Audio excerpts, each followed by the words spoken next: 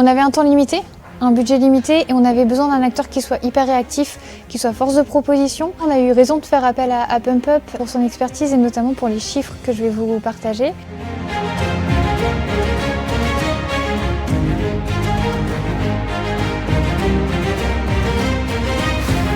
L'idée, c'était de tester des nouvelles façons de collecter, en particulier de racheter des vêtements directement auprès des particuliers, qui deviennent finalement nos fournisseurs, et directement chez eux, donc au pied de leur porte. Chez Kiabi et plus particulièrement chez Kid Canaille, donc qui est une nouvelle marque de l'enseigne Kiabi, on a parfois des difficultés d'approvisionnement et des volontés d'aller chercher de la qualité un petit peu plus supérieure en termes de produits.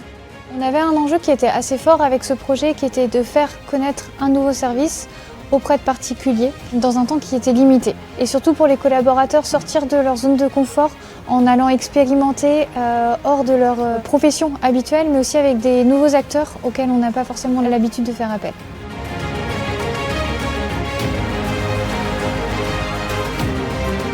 Donc là, on est pile poil dans l'expertise de PumpUp. On avait une cible spécifique, les mères de famille 35-40 ans dans la métropole lilloise, et un sujet finalement qui n'est pas recherché. Donc il faut présenter l'idée et le concept avant même la recherche. Instagram est tout désigné. La stratégie du compte qu'on a adoptée, c'est surtout de travailler directement sur des audiences à la fois larges, une audience qui est pilotée par l'IA, et ensuite des audiences avec des centres d'intérêt comme les personnes qui sont parents, les personnes qui sont intéressées par la seconde main, la mode ou ce genre de choses.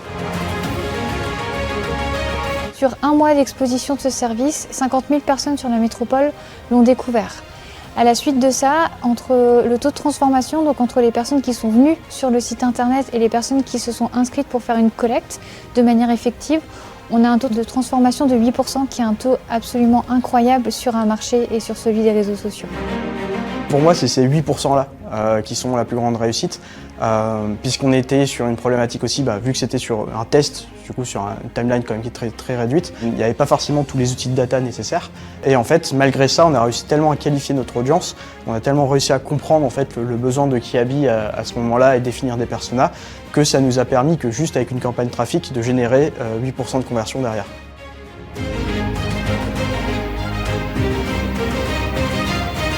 La métropole lilloise est différente de Paris, est différente de Lyon, est différente d'autres grandes villes.